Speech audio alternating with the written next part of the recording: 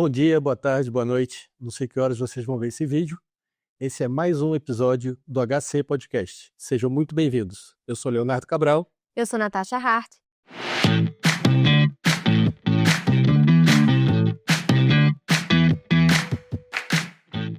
E hoje vamos tratar sobre os arrendamentos urbanos em Portugal. Hoje trazemos uma convidada muito especial. Ela é uma advogada portuguesa, uma advogada mestre em Direito. E com vocês, doutora Maria Antunes. Muito obrigada, doutora Maria. Olá, boa noite ou boa tarde a todos. Obrigada pelo vosso convite, estou muito contente por estar aqui. E sim, vamos tratar aqui desta questão do arrendamento, que acho que é uma questão que gera sempre bastantes dúvidas à maioria das pessoas, o que é que se pode fazer, o que é que não se pode fazer. Principalmente para os imigrantes que estão aqui em Portugal e também os que desejam vir para Portugal. Exatamente, e vamos tentar abordar aqui algumas questões assim mais importantes para esclarecer assim as dúvidas. E Maria, me diz uma coisa. Em relação a essa situação de arrendamentos e tal, ainda mais agora com a situação da AIMA, que exige que o imigrante, na hora da regularização, tenha um contrato de arrendamento, o que você tem para dizer para a gente? Qual a importância, qual é a necessidade? Sim, realmente é bastante importante, porque acho que um dos primeiros cuidados que qualquer pessoa deve ter, imigrante ou não imigrante, que comece aqui no mercado de arrendamento, comece à procura de uma casa, é precisamente ter o cuidado de arrendar uma casa onde o senhorio cumpra todos os requisitos legais, desde logo o contrato escrito, porque infelizmente temos algumas situações que as pessoas até disponibilizam as suas casas para arrendamento, mas dizem eu não passo recibo, não faço contrato. E qual é o problema disto? Isto, no fundo, vai gerar aqui uma insegurança muito grande para quem vai arrendar o contrato, porque é obrigatório que o contrato seja reduzido a escrito, que seja escrito, que ambas as partes o assinem, e também que esse contrato seja comunicado à autoridade tributária.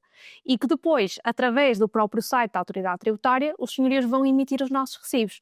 E o que é que acontece? Se nós não tivermos isto, é como se o contrato não existisse, e dá-nos um trabalho acrescido a demonstrar que nós temos algum direito sobre aquele imóvel que estamos a arrendar. Tínhamos que recorrer a um tribunal para dizer não, calma, porque eu até arrendo esta casa, eu pago renda, não tenho contrato, mas é verdade que o arrendamento existe.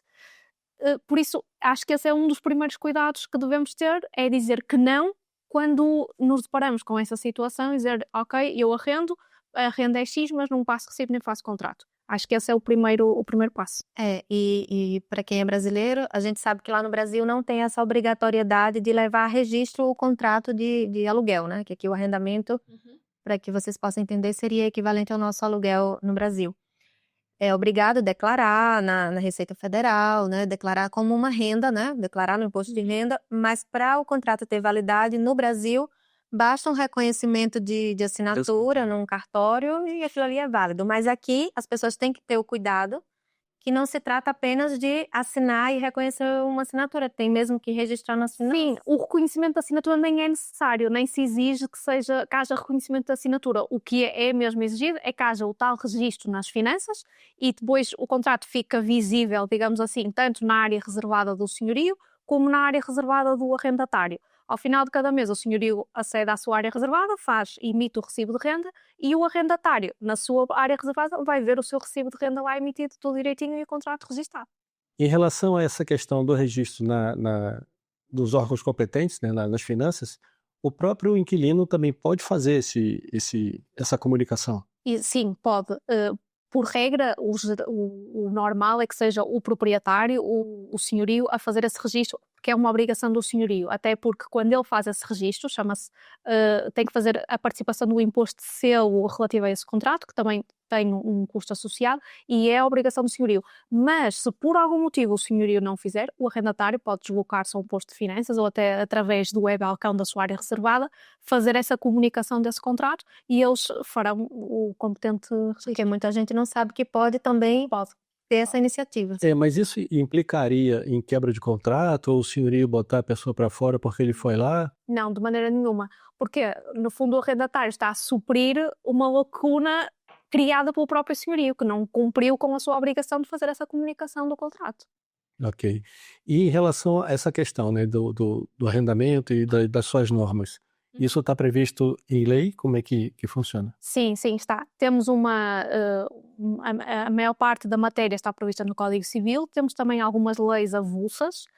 A matéria do arrendamento é sempre uma matéria muito peculiar, porque, primeiro, tem alterações recorrentes. A base está assim no Código Civil, mas temos algumas alterações recorrentes e depois também tem uma especificidade importante que tem a ver com a data da celebração dos contratos. Consoante a data da celebração dos contratos, podemos ter leis que se aplicam, ou melhor, leis diferentes para cada contrato. Por isso, é sempre importante termos isso em atenção. E falando nisso, eu me lembrei aqui de situações que, às vezes, a gente está procurando algum imóvel para arrendar e tem assim, ou para vender, e tem assim... vendo o imóvel, mas está ocupado. E quando vai ver, é um aluguel muito antigo e não consegue tirar essa pessoa. Como é que é isso? É assim, a primeira coisa que nós temos que ter em consideração é, eu, enquanto senhorio, por exemplo, tenho uma casa arrendada e eu não estou impedida de vender essa casa a quem eu quiser. Mas há duas coisas que eu vou ter que considerar. A primeira é, se eu tenho um arrendatário que mora na minha casa há mais de 2 anos, a primeira coisa que eu tenho que fazer é dar direito de preferência a esse arrendatário na compra da casa. Tenho que mandar uma carta, uma coisa formal, a dizer, olha, estou interessada em vender a minha casa, pretendo vendê-la por X valor, o senhor ou a senhora está interessada em adquirir? A pessoa logo diz sim ou não, se o arrendatário disser que sim, e ele tem direito de preferência para comprar aquilo. A segunda coisa é o quê? É que, mesmo que o arrendatário diga, seja por que motivo for, que não tem interesse na compra da casa, eu posso vender a um terceiro a minha casa, mas esse terceiro, primeiro, tem que ter conhecimento que existe arrendamento e esse contrato de arrendamento vai transferir para esse terceiro que vai comprar a casa. Ou seja, o arrendatário que ainda tem mais 3 anos de contrato para poder residir no imóvel, simplesmente vai mudar de senhorio. Em vez de pagar a renda ao senhorio A, vai pagar ao senhorio B. Esse senhorio B que vai comprar a casa e que sabe que a casa está arrendada, só tem que ter o cuidado de enviar uma cartinha ao inquilino e dizer, olha, a partir deste momento, ou eu apresentar-se, não é? Dizer, este é o meu nome, o meu contacto, porque às vezes pode ser preciso alguma coisa, o meu IBAN, para o caso do pagamento, mantém nos mesmos tem tudo exatamente não pode fazer nenhuma alteração. Nenhuma alteração. Ou seja, só há uma cessão da posição contratual. Em vez de dizer senhorio A logo no início do contrato, vai considerar-se que se diz senhorio B. Fazer só um aditivo ao contrato, mudando só o nome do proprietário. Exatamente, mas esse aditivo nem precisa de ser uma coisa escrita. Basta esta comunicação, uma carta de um para o outro, e está resolvido. Não é preciso assinar novamente o contrato. É aquele contrato que permanece válido nos mesmos exatos termos. Mas aqueles contratos antigos, que tem lá as pessoas morando há 40 anos no imóvel. Pronto, o que é que acontece? Nesses arrendamentos, que nós mesmos chamamos de arrendamentos antigos, como eu disse há bocado, tem normas específicas para esses arrendamentos. Esses arrendamentos são muito difíceis de determinar. Porquê? Porque, primeiro, dentro dessa lei que se aplica a esses arrendamentos antigos, temos ainda a especificidade de quando temos pessoas, inquilinos com mais de 65 anos ou com algum tipo de incapacidade, uma incapacidade superior a 65%, que dificulta ainda mais o término desses contratos. Ou seja, nós não nos podemos opor à renovação do contrato, o contrato vai ser... renovado eternamente. Exatamente. No limite, o contrato terminará, por exemplo, com a morte do inquilino. E mesmo assim poderá não terminar logo, porque em alguns casos o arrendamento pode transmitir-se, por exemplo, para o cônjuge do inquilino ou para um filho que com ele vive há algum tempo e que justifique essa transmissão. Ou seja, há uma série de casos previstos na lei que dizem em que situações é que esse arrendamento se pode transmitir ou não. Mas sim, esses arrendamentos são muito mais difíceis de cessar. De cessar. Isso em relação ao inquilino que está lá, pagando direitinho, está tudo certo. Exatamente. Em relação à questão de inadimplência, se o inquilino deixa de pagar, também tem uma certa dificuldade para que a pessoa consiga o imóvel de volta, não é isso? Sim. Seja judicial. Agora, se calhar, reportamos um bocadinho mais ao mercado atual, não tanto a esses arrendamentos antigos, que se calhar também para quem está à procura é o que faz mais sentido perceber como é que funciona agora. Mas sim, a primeira coisa que se calhar temos que considerar é que não é o facto de um arrendatário se atrasar no pagamento da renda durante um mês que justifica que o senhorio possa simplesmente mandá-lo embora ou ligar-lhe e dizer, olha, não pagou a renda, sou daqui. Ou invadir a casa. Ou invadir a casa e mandar a pessoa embora. Não. A lei prevê situações em que isto pode acontecer, que é quando? O que a lei diz é que não é exigível ao senhorio manter o contrato se houver uma mora, um atraso superior a 3 meses. Ou seja, a partir do momento que há 3 meses de renda em atraso, aí sim o senhorio tem todo o direito de fazer cessar o contrato. Mas lá está, também não é deste modo, não é ligar e dizer, olha, sai, vai embora amanhã, não é Todo assim. um procedimento. Tem um procedimento, tem que enviar uma comunicação formal, a advertir de que aquilo vai acontecer, eventualmente até pode dar a oportunidade para que a pessoa faça cessar a mora e que faça o pagamento daquilo que está em dívida, e até pode exigir uma compensação, uma indemnização de 20% do valor que tiver em dívida, que é o que a lei prevê. Isso, se a pessoa pagar, pronto, fica resolvido, está resolvido. E isto, no caso de ser estes 3 meses seguidos, mas vamos supor que ao longo de um ano a pessoa também se atrasa, pode não ser sucessivamente, pode ser de forma mais interpolada, 4 vezes a renda. Também não é exigível ao senhorio que mantenha o contrato nestas condições. Mas lá está, tem sempre um procedimento. Se a pessoa mesmo assim não sair, também não pode o senhorio chegar lá, arrombar a porta e simplesmente mandar as pessoas embora. Também não pode acontecer. E se isso acontecer, tem que chamar a polícia. Exatamente. Aí eu percebo que o senhorio se sinta mais nesse direito, porque lá está, tem aquele montante todo em dívida, já avisou a pessoa que tem que sair e mesmo assim a pessoa não sai, mas mesmo assim temos mecanismos na lei que nos permitem agir nessas alturas, que é o procedimento de despejo. Mas antes de falar do despejo, existe alguma justificativa para o inquilino que não pagou? Ele está desempregado, ou doente, ou aconteceu alguma coisa? Existe algo que ele possa alegar? Ou sempre vai ser, não pagou, então todos os casos vão ser iguais? Não sei se você está entendendo o que eu Sim, estou falando. sim. Se é, no fundo, desculpa o facto da pessoa ter tido um azar na vida, estar desempregada. Dizer assim, olha, esse mês eu estou desempregado, mas no próximo mês, eu já assinei contrato, vou começar no próximo mês, mas só vou receber o ordenado no outro mês. Existe a possibilidade do atraso ser jogado para o fim do contrato e ele voltar a pagar por um mês? Existe alguma... Ou é entre as partes? Por acordo das partes, tudo é possível. Desde que não seja contrário à lei, tudo é possível. Isso, se o senhorio estiver de acordo, é perfeitamente possível. Assim como era possível, por exemplo, o arrendatário dizer, olha, eu até entreguei 3.000 euros de caução, eu sei que a caução não serve propriamente para isto, mas por favor utilize esse dinheiro para se compensar da renda, e, entretanto, eu pago. Se o senhorio aceitar, tudo muito E certo. ele não receberia nada no final porque ele utilizou da caução no meio do caminho. Exatamente. Ou até poderia ter que pagar mais alguma coisa se tivesse estragado alguma coisa no imóvel que justificasse esse pagamento.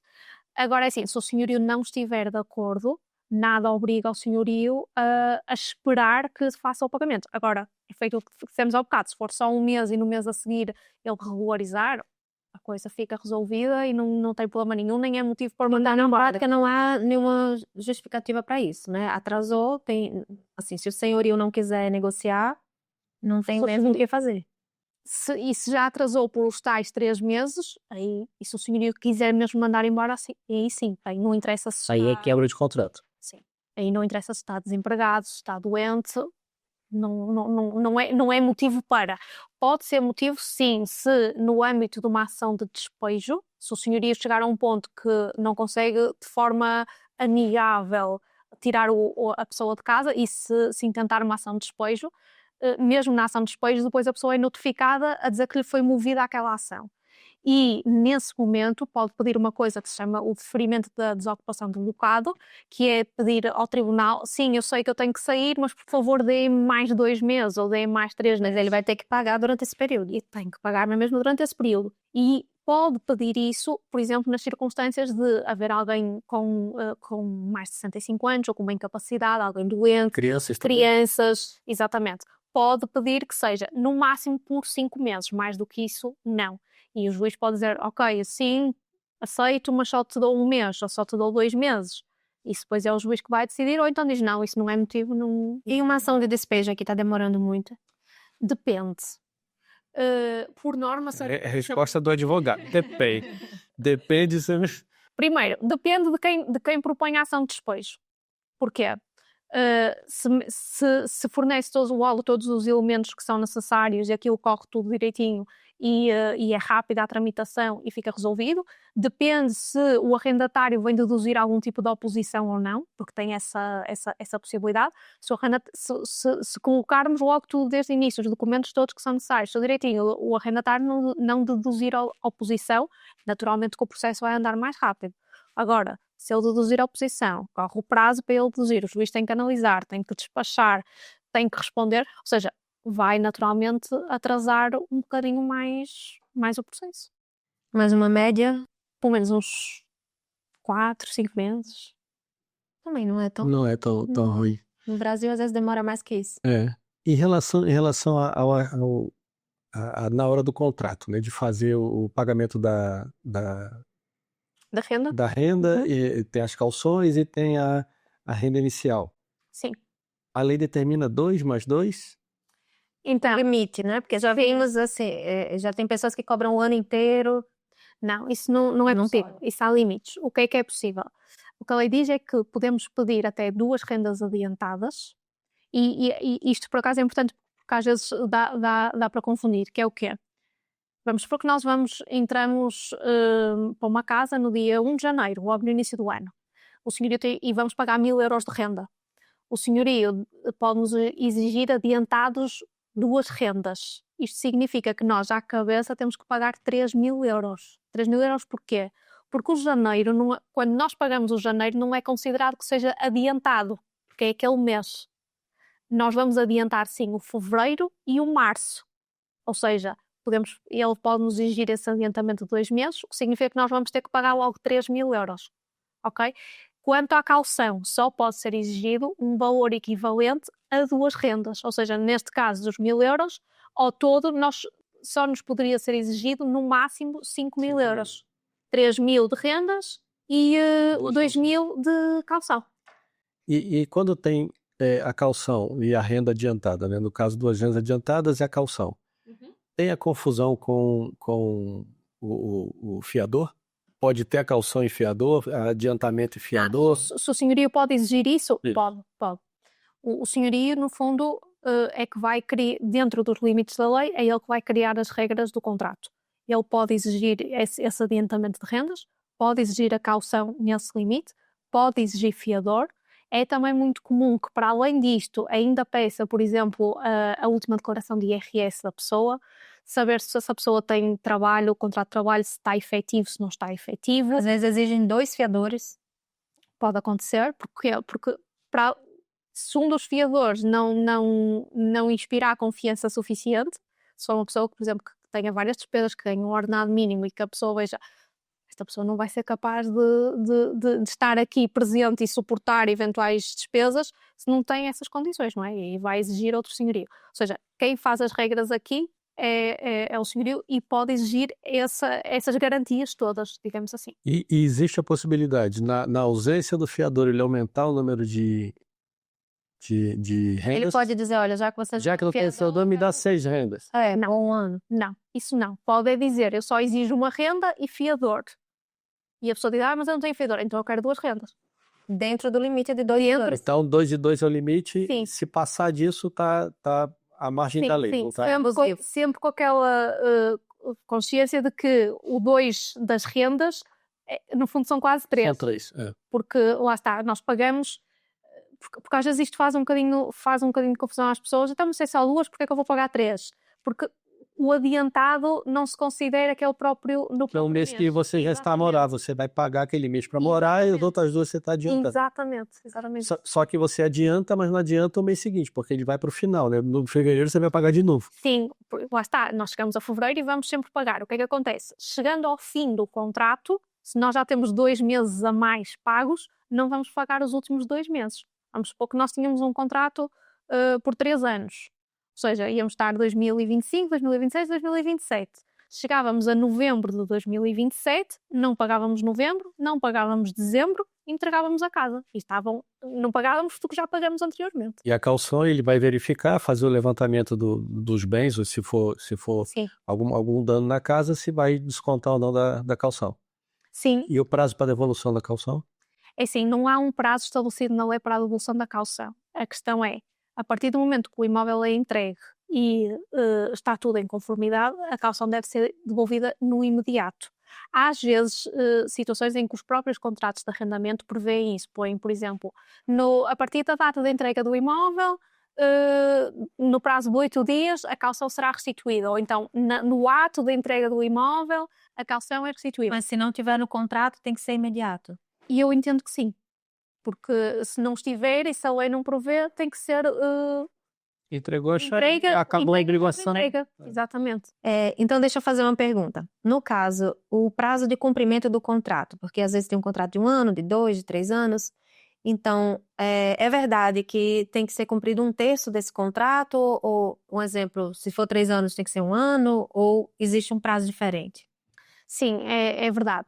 Primeiro, acho que a primeira coisa que temos que considerar é que há regras diferentes quando é o arrendatário que quer terminar o contrato ou quando é o senhorio que quer terminar o contrato. Porque a regra geral, hoje em dia, é que os contratos sejam celebrados com um determinado prazo. Porque também há contratos com prazo indeterminado, que são muito raros hoje em dia, porque protegem muito mais o arrendatário. Então não há muitos contratos a ser celebrados nestes termos. Mas nestes que têm o contrato, que é agora mais a regra geral, o arrendatário pode, a meio do contrato, por exemplo, dizer: não, eu arranjei uma casa melhor, ou vou mudar de cidade, quero entregar a casa. E pode fazê-lo, tem que avisar ao senhorio com uma antecedência, pelo menos de 120 dias ou 60 dias, consoante a duração do contrato. Mas sim, tem que aguardar que tenha decorrido pelo menos 1/3 da duração do contrato. Ou seja, nesse exemplo, com um contrato de 3 anos, ele tem que morar pelo menos lá, morar e pagar a renda durante 1 ano, e só depois disso é que pode denunciar o contrato. Depois disso é que ele avisa que não vai ficar. Exatamente. Exatamente. Porque tem gente que pensa que dentro desse 1 ano avisa mais 2, 3 meses antes. Não, é só depois de cumprir mesmo esse 1 ano. Cumpre aquele ano e depois pode fazer o aviso. Em relação ao senhorio, ele querendo denunciar o contrato, não querendo mais o arrendar? Para o senhorio é mais difícil, porque para o senhorio não existe a figura da denúncia. O senhorio não pode, a meio do contrato, denunciar o contrato e dizer: olha, já não quero que mores aqui, vai-te embora e está resolvido. O senhorio, a única coisa que tem à disposição dele é a oposição à renovação. Ou seja, no nosso contrato, no exemplo que demos há bocado, era 25, 26 e 27. O senhorio chega ali ao final do ano de 2027. Não quer continuar a arrendar a casa àquela pessoa, seja por que motivo for. Antes de terminar, antes do 31 de dezembro, ele também tem com antecedência, consoante a duração do contrato, 120 dias, por exemplo, tem que enviar uma carta ao arrendatário e dizer: olha, não vou renovar o contrato, ou põe uma renovação automática do contrato e por isso no dia 31 de dezembro tens que me entregar a casa. E nesse caso, ele vai dizer que não quer mais renovar e aquele inquilino vai sair. Mas ele pode alugar aquele imóvel novamente, ele pode arrendar aquele imóvel novamente. E o valor daquele era 1.000 euros. No nosso exemplo era 1.000 euros. Ele pode botar 2.000 naquele arrendamento? Não. Porque isto foi uma tentativa, como as rendas estavam a ficar um bocadinho descontroladas e o preço geral do arrendamento estava a subir muito, foram sendo implementadas medidas para dissuadir os proprietários de terminarem contratos só pelo motivo de, entretanto, porem a renda do contrato muito mais cara. Então hoje temos limites, esse tempo temos que avaliar, ver na lei quais são os limites que são impostos naquele caso concreto, mas não pode ser, por exemplo, nesse caso, o dobro da renda não é permitido neste momento. Mas como é que vamos fiscalizar isso? Porque uma vez que eu vou embora do imóvel, e eu tenho certeza que me mandou embora por causa disso. Sim. É assim, não tem muito o que fazer. A quem caberia, ou melhor, a quem deveria caber fiscalizar isso devia ser às finanças, porque são as finanças que têm acesso direto a essa informação. As finanças sabem que existia um contrato daquele imóvel, daquele senhorio, e que pagava até ao mês de novembro de 2025 1.000 euros. E daqui a um mês e tal, vem o mesmo senhorio a emitir um recibo daquele imóvel de 2.000. Devia bater ali um sininho de alerta, dizer: olha, passou-se isto. A questão é, as finanças neste momento não têm meios para estar a fiscalizar isso. E é praticamente impossível, né? Por isso, e nunca vai saber o que eles fizeram. Eu diria que teria que ser, por exemplo, na base da denúncia. Se tu sais da tua casa e sabes que o teu senhorio vai arrendar por um preço muito, muito maior e que foi por isso que terminou o teu contrato, a única coisa que poderias fazer seria tu própria denunciar essa situação. E o que é que ganharias com isso? Nada em concreto, era só mesmo uma questão de justiça social, mais nada. Mas Quem ganha é o que está entrando, que vai ter que pegar a renda mais baixa. era justo que assim fosse. Mas não estou a ver ninguém aí de alterar o contrato que foi celebrado, que ele aceitou pagar, porque a pessoa aceitou, não é? Para depois fazer aí essa compensação. E sobre a questão dos subarrendamentos, né? Porque assim, com os aluguéis muito caros, é muito comum morar mais de uma família no mesmo imóvel. Às vezes o senhorio não tem conhecimento que mora lá 5, 6 pessoas, arrendou para um T3, né? Apartamento 3 quartos. Aí uma família está num quarto e ele vai sublocar, né? Que seria subarrendar os outros 2 quartos.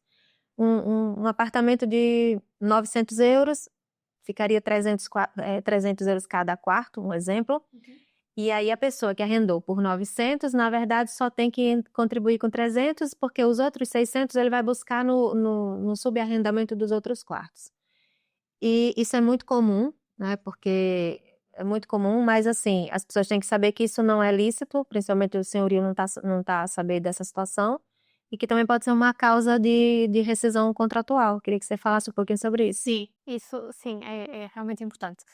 Acho que se calhar é preciso distinguir duas situações, que é, eu chego, arrendo uma casa, nesse exemplo que deste, 900 euros, e entretanto até coloco um anúncio onde eu quiser e digo, quartos disponíveis para arrendar. Nos grupos, né? 300 euros, exatamente. E vai lá alguém que eu nem sequer conheço e começa-me a pagar 300 euros por mês. Isto é subarrendar. Isto é permitido se o senhorio ter autorização. Eu, no meu próprio contrato de arrendamento, pode haver lá uma cláusula que diga que o senhorio me dá o direito de subarrendar. O que é que eu tenho que ter cuidado? A minha subrenda nunca pode ser maior que a minha renda. Ok? Por isso, se eu pago 900 euros, no limite, eu posso subarrendar alguma coisa por 800. Mais do que 900, não posso. Não pode lucrar com isso. Exatamente. Isso, pronto, tem que ser por acordo. É possível, mas o senhorio tem que autorizar. E depois há outra situação, que é pessoas que vivam em economia comum. Isto é o quê? Por exemplo, eu estou a morar numa casa, mora o meu marido, mora a minha mãe, mora o meu pai, mora o meu irmão. Ou seja, é ali família, mas no fundo, todos contribuímos de alguma maneira para as despesas e todos comparticipamos também, de certa forma, na renda. Um está encarregue da renda, outro paga outra coisa qualquer, mas vivemos em economia comum neste sentido, de que partilhamos ali também algumas despesas. Isto é possível e não é preciso autorização do inquilino, do senhorio, do senhorio, desde que sejam respeitados os limites da habitação. Isto é o quê? Nós não vamos pôr uma família de 10 pessoas a viver num T2, ok? Não vamos pôr 10 pessoas a viver num T1 ou num T3. Até por causa das crianças também, que tem que ter o quarto delas. Isso sim, é importante também. Ou seja, temos que ter... O senhorio tem que saber quem é que vai residir naquela habitação, não porque é curioso e tem que saber quem é A, B, C e D, mas uma questão de limite do número de pessoas, porque as pessoas também têm que ter condições para viver. Para não chegarmos a extremos e a situações, que como já vimos muitas vezes, que temos 30 pessoas a viver em beliches postos na cozinha, à parede da casa de banho, sem condições absolutamente nenhumas. E o senhorio pode se opor? Mesmo sendo família, tem lá 8 pessoas, é um T3, tem 8 pessoas. Ele pode se opor e dizer, não, esse tanto de gente na minha casa não. Se o contrato foi feito no nome só de um, por exemplo, foi feito o contrato no seu nome.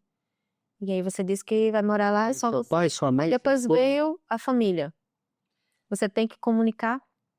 Eu diria que sim. Isso é uma área um bocadinho cinzenta, mas eu diria que sim, que se deve comunicar. Qual é o cuidado que eu costumo ter? Agora, quando faço contratos de arrendamento, consoante a tipologia do imóvel, eu coloco lá, porque normalmente quem faz o contrato é o senhorio, coloco lá que aquela habitação é adequada para um limite máximo de X pessoas, que além disso que não é adequada e que pode ser motivo de resolução de contrato. E já deixa previsto E já deixa previsto, porque nós não temos uma norma específica que nos diga neste T2 só pode viver 3 pessoas. Ou seja, parte-se um bocadinho do bom senso comum e daquilo que é expectável. Mas o ideal nessas circunstâncias é cautelar esses eventuais problemas. Entendi. Mas assim, por exemplo, voltando ao subarrendamento. Se for permitido, vai estar lá no contrato e é importante que também a pessoa que está a subarrendar, vamos dizer assim, que a pessoa também faça um contrato com essa outra pessoa, não é? Para não ficar na informalidade e depois também ter problemas de tirar essa pessoa por falta de pagamento ou por alguma coisa. Exatamente. Aquelas regras que falamos inicialmente para o contrato do imóvel total, digamos assim, e aplicam-se exatamente, ou melhor, são as mesmas regras que se aplicam nessas situações. Se eu quero subarrendar um quarto, por exemplo, vou na mesma celebrar um contrato de arrendamento escrito, vou declará-lo às finanças, vou passar os recibos direitinhos. A única coisa que muda é que em vez de ser uma casa inteira, é um quarto e eventuais partes comuns da casa. Sala, cozinha, casa de banho. E esse valor que é recebido como subarrendamento entra como renda, como ganho de renda da pessoa que está arrendando isso. Exatamente. Isso vai para o imposto de renda da pessoa também, vai lá para o IRS dele. Tem que ser declarado como aquilo é um rendimento que a pessoa tem. Sim. Eu queria fazer só uma observação aqui com relação ao arrendamento, que assim, no Brasil a gente aluga um apartamento, põe lá para morar quantas pessoas quiser, isso não tem um controle, também não tem uma obrigação legal nem nada. Mas, assim, as pessoas têm que entender que quem quer vir morar em Portugal tem que ter o cuidado, porque aqui isso é muito fiscalizado, tem que ter o cuidado de que a criança ela tem que ter mesmo o quarto dela, porque isso pode ter problemas depois com a CPCJ, que seria o Conselho Tutelar aqui. As crianças elas têm que ter o quarto dela. Então, se é um casal com 2 filhos, e esses 2 filhos, na verdade, é um menino e uma menina, a menina tem que ter o quarto dela, o menino tem que ter o quarto dele, e o casal o quarto do casal. Então, já seria um apartamento de 3 quartos. Se você vem sem programação nenhuma e para economizar, vai pegar um apartamento pequeno, um kitnet que a gente chama lá, né? Um apartamento pequeno, um quarto, uma sala, e coloca todo mundo para viver ali no mesmo quarto ou alguém dormindo na sala, isso você pode ter problemas. Inclusive, a própria criança, ela pode, em algum momento na escola, em alguma brincadeira ou em alguma terapia, ela relatar isso de forma espontânea e você ter problemas até mesmo com relação à guarda dessas crianças. Então, é só mesmo para deixar aqui um alerta para essas pessoas que ainda estão se planejando e também para as pessoas que já estão aqui, que estão buscando um apartamento, buscando uma casa, para você ter em consideração a quantidade de quartos baseado na sua estrutura familiar, né? Eu acho que tem que levar isso em consideração. E em relação à questão de condomínio, a gente no Brasil tem muito condomínio fechado por conta de violência, essa coisa toda. Aqui o condomínio é o prédio, né? E mal tem um síndico, né? Tem uma pessoa responsável, mas que não é tido como síndico mesmo. O síndico seria o quê? O administrador? O administrador de condomínio. O administrador de condomínio. Então, assim, em relação a isso, que é bem diferente do Brasil, não tem porteiros. No Brasil sempre tem um porteiro lá, acho que Há alguns prédios com porteiro. que já tem porteiro. Não é o meu, com certeza, mas há alguns que têm. Então, lá é muito comum você ter a figura do porteiro no edifício.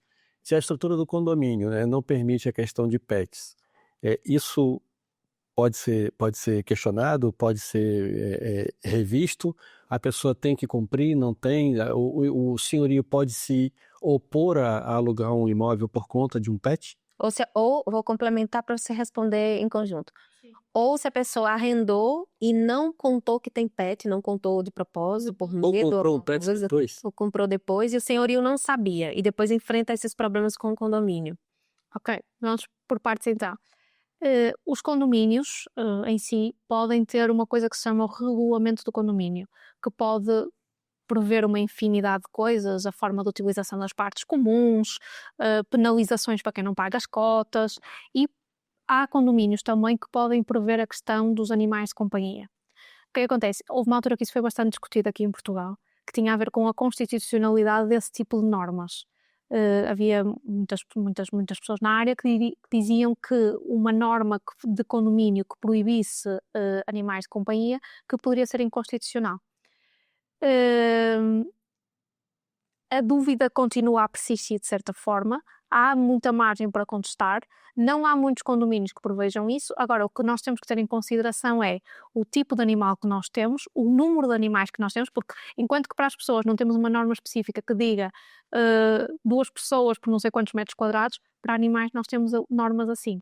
Desde que se respeitem essas normas, que haja, ou seja, que não se exceda o número ou o porte do animal, porque isso também é importante. Uma coisa é que nós temos um cãozinho pequenino, outra coisa é termos 2 ou 3 cães grandes.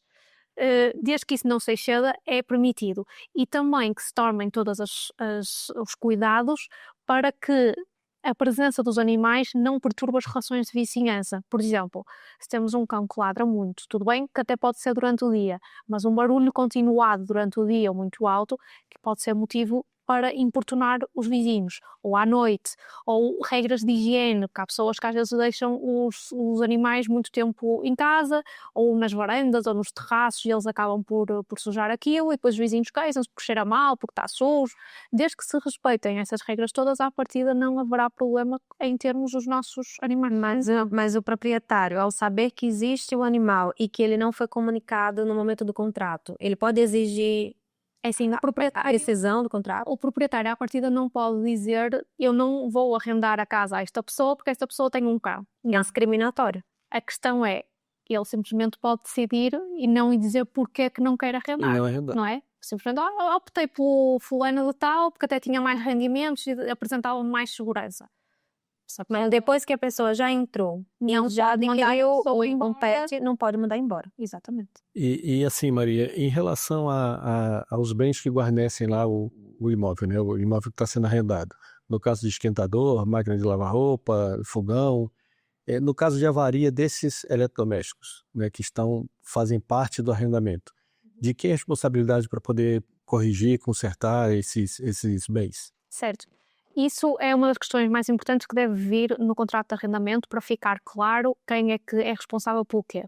Qual é o raciocínio que nós costumamos fazer? Se no próprio contrato de arrendamento vem uma lista de bens que integram o imóvel, máquina de lavar louça, máquina de lavar roupa, esquentador, ou seja, pressupõe-se que a renda que eu estou a pagar é não só pelo imóvel em si, mas também pelos eletrodomésticos que estão lá dentro. Ou seja, se houver um problema nesses eletrodomésticos, eu poderia exigir ao senhorio que os reparasse. Mas isto é uma questão que é muito, muito discutida. Assim, o ponto assente que gera mais consenso é aquilo que é estrutural, canalizações, instalação elétrica, é da responsabilidade do senhorio e o demais é responsabilidade do arrendatário. Para não haver dúvidas, o ideal é que fique escrito mesmo no contrato de arrendamento quem é que é responsável pelo quê. Mas aí, mais uma vez, né, a importância de você ter uma assessoria jurídica, porque se tem alguém que vai ler o contrato para você, antes de você assinar, você vai negociar, olha, isso aqui é estrutural, isso aqui não acho justo que seja da minha parte, ainda mais nos prédios muito antigos que temos aqui. Então, temos esquentadores de gás instalados lá há 20 anos, uma hora vai quebrar e vai quebrar na sua mão, né? Temos também a questão da parte elétrica. A parte elétrica. Lá no apartamento que eu tô, a parte elétrica da pia da cozinha, tinham lá duas tomadas, né? Que vocês chamam aqui de fichas, né? Duas tomadas. Tem 2 tomadas que já estavam lá pretas, já tinham sido queimadas antes de eu entrar no apartamento. Eu não exigi que a pessoa consertasse, mas tinha uma terceira tomada que estava aparentemente normal. Quando eu fui ligar lá uma air fryer, quase que queimou, começou aquele cheiro de borracha, aquele cheiro de queimado, desliguei o disjuntor geral, rapidamente tirei de lá e graças a Deus não perdi, mas assim, a gente fica constrangida de pedir ao proprietário que conserte, porque... Sim, mas quando são esse tipo de coisas, lá está, mais estruturais, faz todo sentido que seja o próprio proprietário a assumir essa reparação, até porque é uma coisa que vai beneficiar o imóvel em si e é daquelas coisas que não são autonomizáveis do imóvel. E eu, quando me for embora dessa casa, não vou levar a instalação elétrica comigo. Mas o esquentador, quando deu problema, eu falei, olha, é um esquentador antigo, né? O conserto era quase o valor custava quase a metade de um novo. E ele falou assim, não, coloca um lá, porque se não tá a funcionar, deixou a responsabilidade para mim. E aí, o que eu vou fazer? Vou colocar um novo e depois eu vou levar comigo? Sim, Eu consertei, fiquei no prejuízo, mas Nesse caso, não, é que você ia complementar, mas nesse caso eu acho que dá para pegar e levar embora. Pois, porque lá está, estamos a falar de coisas que são autonomizáveis. O que é que, se nós não tivermos nada no nosso contrato que nos diga como é que nós devemos proceder, o que é o ideal? É, a minha máquina da louça avariou. Eu pego no telefone, senhor fulano tal, a máquina avariou, o que é que faça? O senhor vem arranjar, vem pôr uma nova, e ele, não, isso não é nada comigo, faça o que quiser. O que é que eu faço? E eu tiro a máquina, guardo a máquina na garagem, ou seja, onde for, compro uma máquina nova, coloco lá e uso. E digo assim, senhor fulano de tal, a sua máquina está na garagem, se quiser pode vir buscá-la, e eu comprei uma nova, vou utilizar esta quando sair, vou levá-la comigo. Porquê? Até porque a máquina que lá estava pode já ter anos de uso. E a partir do momento que nós não fazemos um uso imprudente dos eletrodomésticos, não me ponho a meter pedras lá para dentro para aquilo partir. Não é exatamente, aquilo é um uso normal que eu dou à coisa, é um desgaste normal das máquinas e a máquina avaria. E sou eu que vou ter que colocar lá uma máquina? Não faz sentido. Por isso, o ideal nessas situações é deixar isto claro, avisar, dar a oportunidade ao senhorio para o caso dele querer, porque há senhorios que assumem isso e que arranjam ou que colocam outra. Ou então, se o senhorio não estiver disponível para isso, é fazer isso. Eu compro, fazer um eletrodoméstico novo, é meu. mas assim, aí eu volto naquela questão de que nós que precisamos, já está a faltar imóveis aqui para morar, né, para viver. Então, se você cria qualquer desentendimento ali com o senhorio, por mais que você esteja certa, né, você cria um desentendimento, ele vai pensar, essa pessoa está me dando trabalho, quando for a altura da renovação, eu não vou renovar mais esse contrato. A gente fica praticamente assim na situação de ter medo de exigir alguns direitos, porque quando for no momento da renovação, se ele tem a oportunidade de não renovar, ele não vai renovar. Sim, mas lá está, se for essas coisas que não justifiquem nós discutirmos muito a máquina, não sei o que é, que nós sabemos que depois ficamos com ela para nós ou que a vendemos mais tarde, não vale a pena, é só fazer aquela defesa, não paga, olha, pronto, tudo bem, deixe lá. E a coisa resolve-se assim. Agora, se estivermos a falar que eu não posso pôr um telemóvel a carregar porque faz curto-circuito e queima as fitas. Ou infiltrações. Agora, se estivermos a falar disso, eu não sou eu que vou estar a fazer uma obra grande num apartamento que não me pertence, não é? Isso é responsabilidade dele. E até porque se nós arrendamos uma casa, nós arrendamos uma casa para viver nela. Tem um fim aquele contrato. E se aquele imóvel deixa de cumprir o fim dele, deixa de me proporcionar condições de habitabilidade, o senhorio não está a cumprir com a parte dele no contrato. A parte dele era proporcionar um imóvel para eu poder viver em condições. A partir do momento que está a chover dentro de casa, ou que eu não posso ligar nada numa tomada, que até pode ser perigoso, até pode provocar um incêndio, o senhorio está a incumprir a parte dele no contrato, porque ele tem que me proporcionar o imóvel pelo menos habitável e nos termos que eu o vi quando eu o arrendei, não é? Não posso exigir que arrendei uma coisa com 50 anos e quero que ela pareça que tem 10. Não é isso, não é? Dentro do limite do bom senso. Mas se deixa de cumprir o seu principal requisito, aí o senhorio está em cumprimento.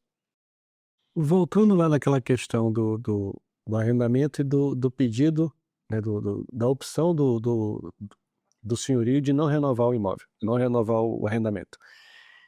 Ele pode simplesmente não querer renovar, ter que dizer, olha, eu não quero renovar porque eu vou morar no imóvel, eu não quero renovar porque eu vou aumentar a renda. Ele tem que se explicar. No Brasil, nós podemos pedir o imóvel para uso próprio. Para uso próprio. Mas aqui pode simplesmente não renovar, não é isso? Aqui se não tem que justificar. Desde que cumpra aquele formalismo do pré-aviso, de consoante o tempo de duração do contrato, só tem que dizer, olha, a partir do dia tal, ou melhor, o contrato renovar-se-ia na data X, não tenho interesse em permanecer com esta relação contratual, por isso, na data X tem que me entregar o imóvel livre de pessoas e bens, e pronto, não tem que justificar.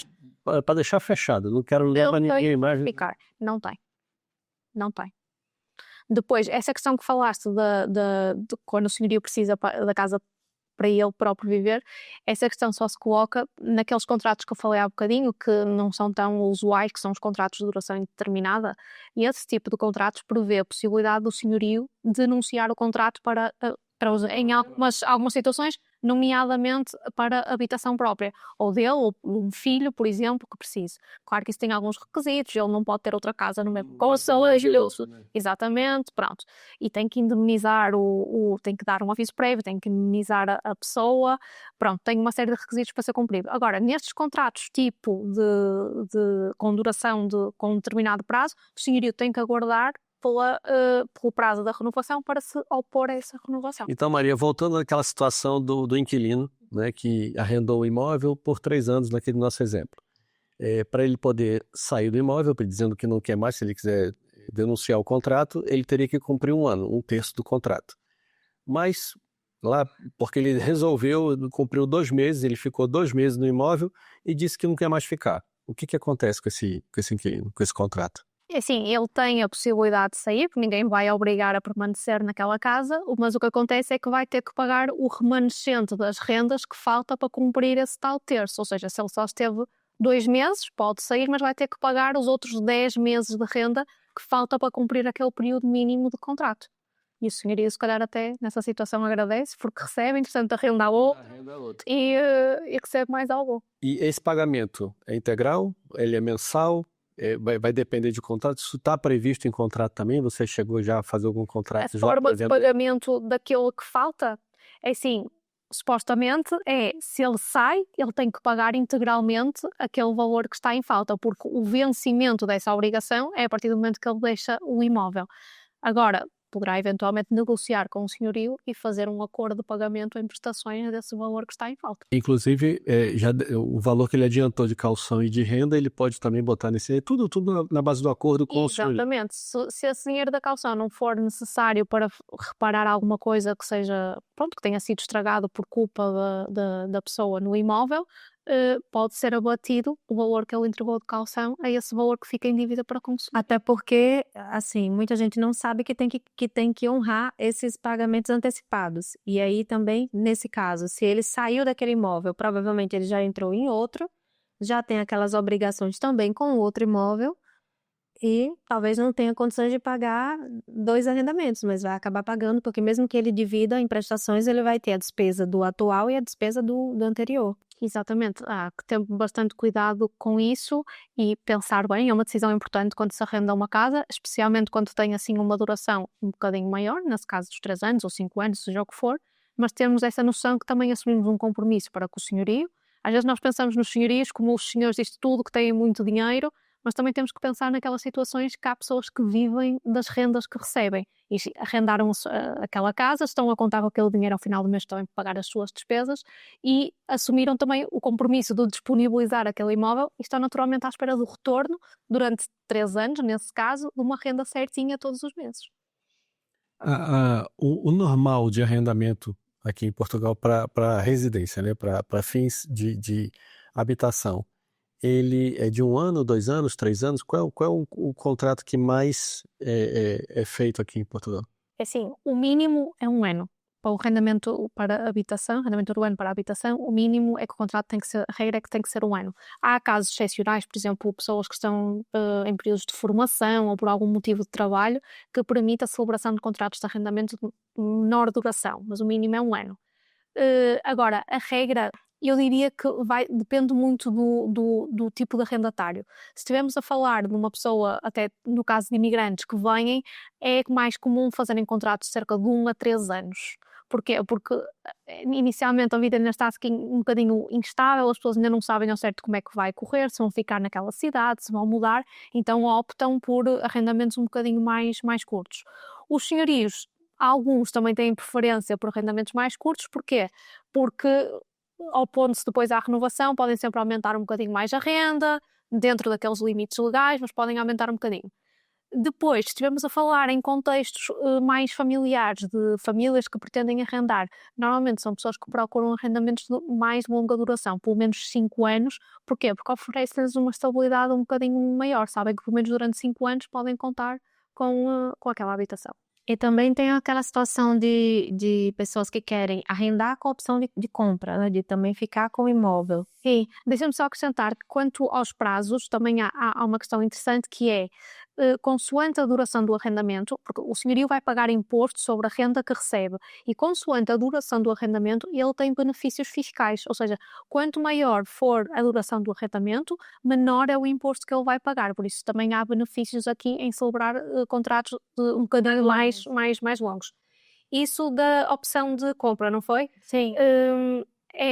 Acontece às vezes, agora eu diria que não tanto porque a procura está maior do que a oferta, né? E o mercado está muito rentável, porque hoje em dia quem tiver uma casa para arrendar, a longo prazo compensa do que vender, compensa mais arrendar do que vender, porque o vender recebe logo ali 200 ou 300 mil euros, mas se formos ver a longo prazo vai receber mais dinheiro do que uma renda de 1.000, 1.200 euros como temos visto.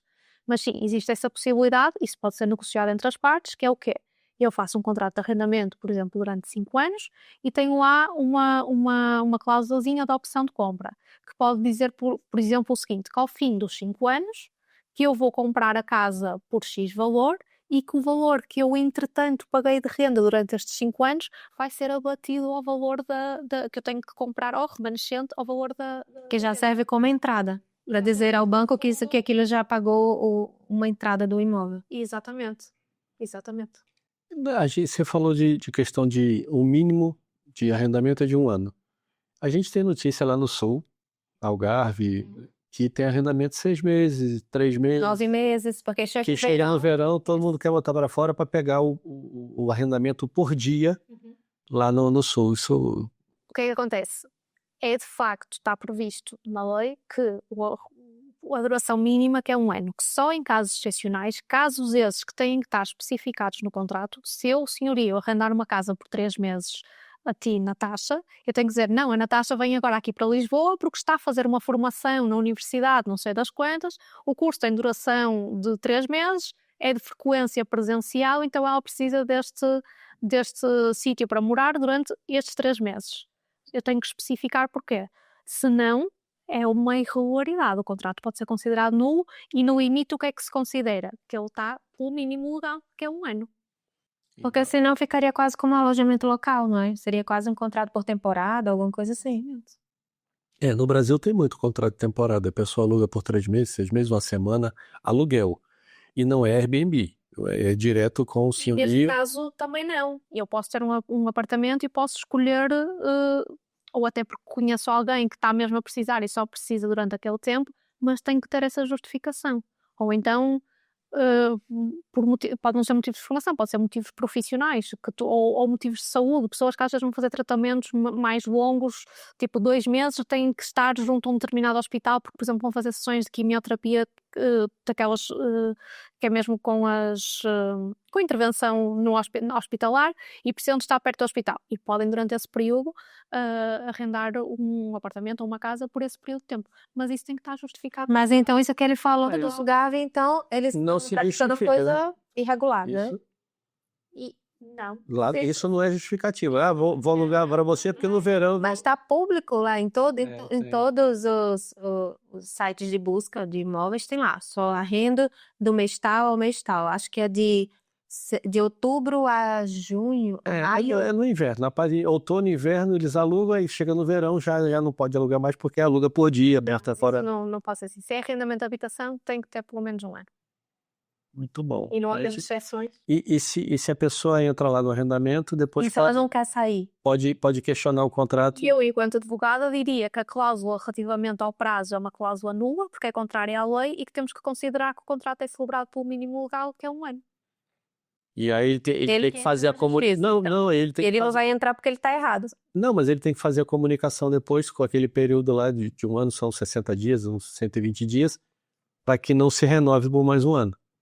Certo, sendo que nesse caso de contratos que são celebrados por 1 ano, há uma normazinha no Código Civil que diz que o senhorio ao final de 1 ano se pode opor à renovação do contrato, mas que ela só é válida passado 2 anos, ou seja, que a pessoa vai ficar no imóvel pelo menos 3. Então vai todo mundo morar no Algarve. Olha, então quer dizer, no contrato de 1 ano, o senhorio não pode chegar no final de 1 ano e já pedir o imóvel. Se não estiver nada específico no contrato em contrário, se formos para aplicar o que está na lei, essa renovação que o senhorio faz só é válida passado 2 anos, o que significa que a pessoa vive lá ao todo 3 anos pelo menos. Então, nessa primeira renovação, só quem pode se opor é o próprio inquilino, a dizer que não quer continuar. No caso, o contrato de 1 ano, ele tem que cumprir 4 meses. Então, no caso do contrato de 1 ano, o inquilino cumprindo 4 meses, né, cumprir 1/3, ele pode pedir para sair. O senhorio que não teria essa opção. Exatamente. Já falamos aqui sobre arrendamento, mas também eu queria falar uma questão que está acontecendo agora na AIMA, que é, eles estão pedindo o contrato registrado nas finanças. E aí, o que acontece? Tem muitos casos em que o senhorio não registrou esse contrato nas finanças, não quer que seja feito esse registro, e o imigrante que precisa se regularizar, precisa da sua autorização de residência, ele precisa de um documento para levar para a AIMA. E a AIMA, por sua vez, ela aceita que seja uma declaração de honra do senhorio a dizer que aquele imóvel é arrendado ou que aquele imóvel está em comodato, né?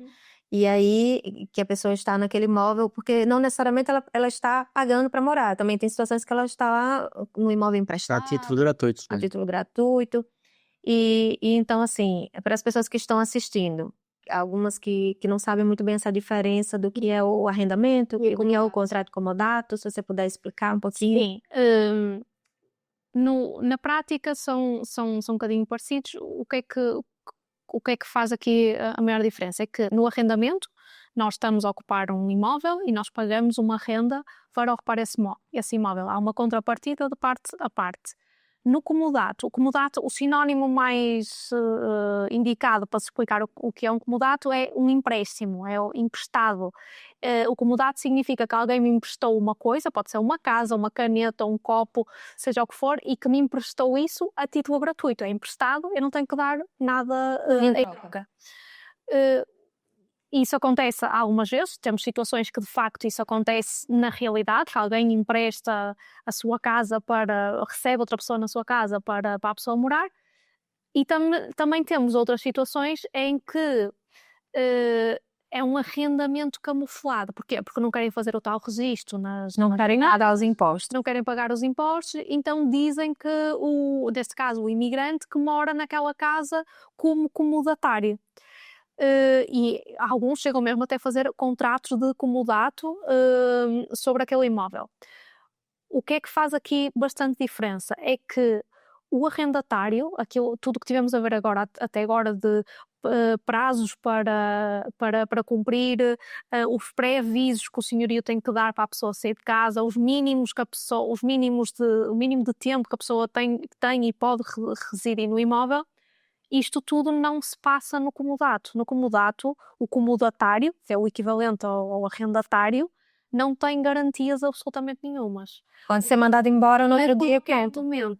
A todo o tempo, o dono, o proprietário da coisa, pode exigir a coisa de volta para si. Ou seja, pode dizer, olha, para a semana eu preciso da casa, tens que me devolver a casa e eu tenho que devolver a casa. Ou seja, não tenho aqui garantias nenhumas. Naquele caso da casa ser vendida, que o contrato de arrendamento passava para o proprietário novo. Aqui isso não acontece. Tem que desocupar. Exatamente. Então, muita atenção com isso, porque até eu mesma já recebi proposta de um arrendamento camuflado de comodato, em que a pessoa dizia, não, mas eu vou aí e eu recebo em mão, não queria receber o arrendamento de nenhuma forma.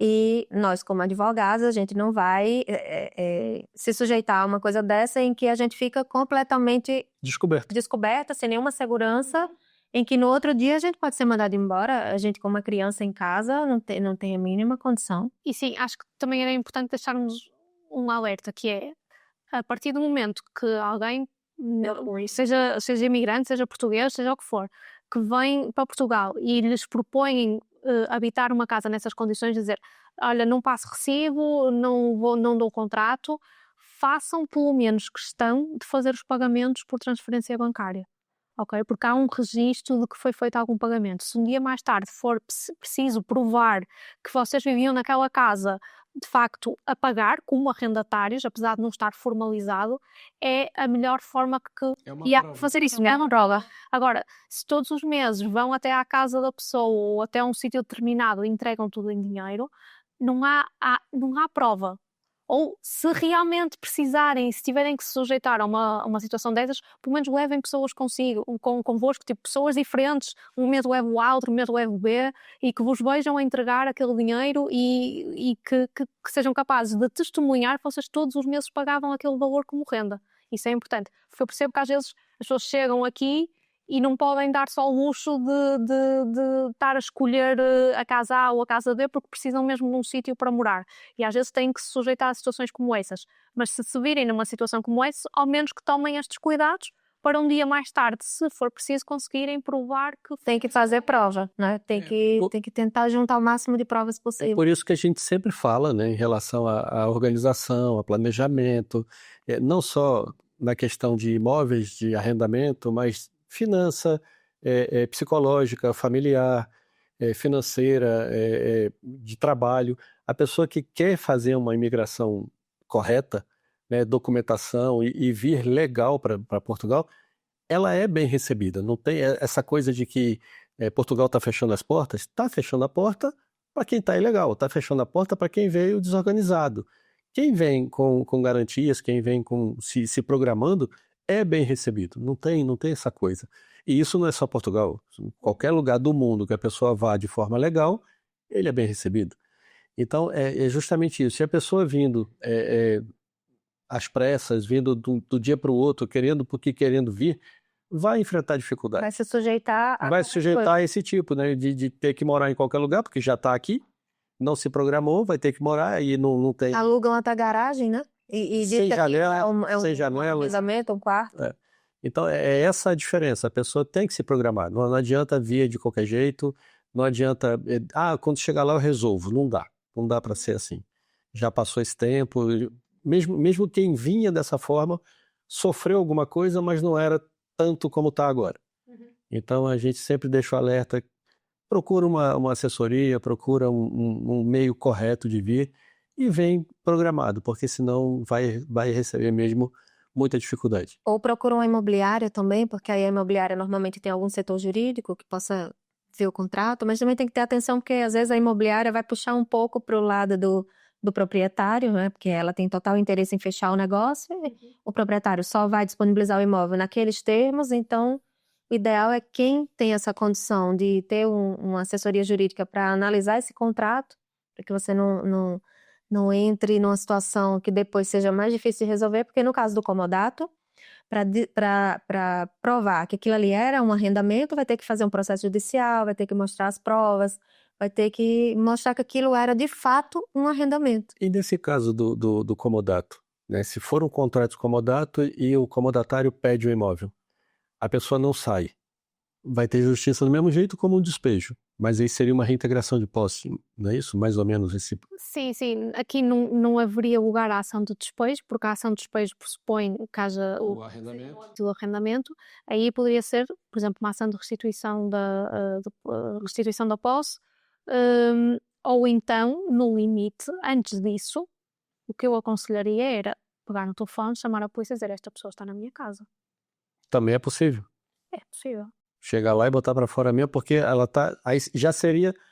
No Brasil tem até a figura do esbulho, o esbulho possessório. A pessoa entra à força e... O proprietário, ele pode fingir que essa pessoa tá lá do nada e pedir... Já não vai chegar lá à força a tirar as pessoas para fora, porque você também não tem nenhum elemento que lhe permita fazer isso do nada. Uma coisa é, estão-me a assaltar a casa e a polícia vai lá. Outra coisa é, não, esta pessoa está a viver na minha casa.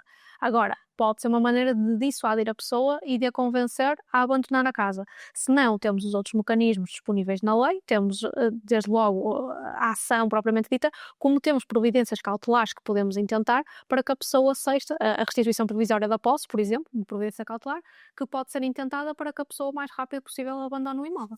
Porque estamos a pensar só pelo lado do inquilino, de que ele está inseguro nesse tipo de contrato, mas também pensando pelo lado do proprietário, se a pessoa também não quer sair, ele também enfrenta problemas. Sim.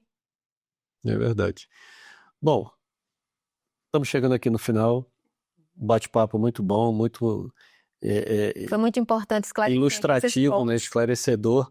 E nessa situação aqui de Portugal, da procura imensa, né, e a falta de imóvel, e por isso, né, os preços subindo aqui direto, é muito bom ter uma um esclarecimento desse, uma conversa dessa. Mas antes, tem aqui uma lembrancinha aqui do podcast, do HC. Muito obrigada.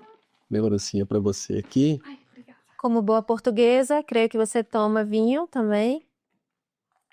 Isto é mais do que uma lembrança. Eu uso a Francinha. Ai, posso mostrar? Pode. Sim. Aqui, HC Podcast.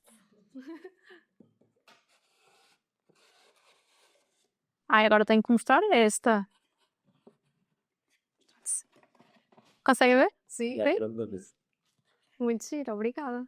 Isso é um agradecimento por você ter participado, por você ter contribuído aqui para tirar aqui essas dúvidas. Os contratos. Isso, encerrar os próximos. Obrigada a vocês também pelo convite. Acho que realmente é sempre um tema que gera muitas dúvidas, é importante esclarecê-las e também dizer que, pronto, nós falamos aqui muito no geral, é sempre bom, cada caso concreto pode ter uma solução diferente, é sempre bom procurarem ajuda de um profissional que vos ajude a compreender alguma coisa que não esteja clara. Antes de assinar qualquer coisa, é sempre bom dar uma vista de olhos, porque pode fazer às vezes um custo desnecessário, mas às vezes poupa-nos também muito dinheiro, porque às vezes uma consulta pode custar 100, 150 euros ou o que for, e se tivermos mais algum problema para a frente já estamos a falar de um valor muito mais avultado para recorrer à justiça e de tempo que vamos perder E de custas também. Com certeza. Exatamente.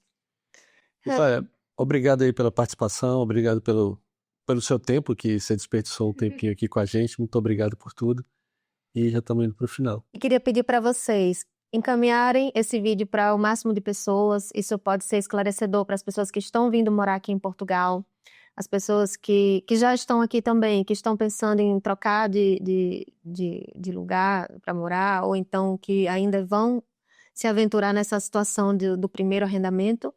Então, é bom que seja feita de uma forma segura, né, para não ter esse problema. Então, eu queria pedir que vocês curtissem esse vídeo, encaminhassem para as pessoas, deixassem o like aqui pra gente, não é?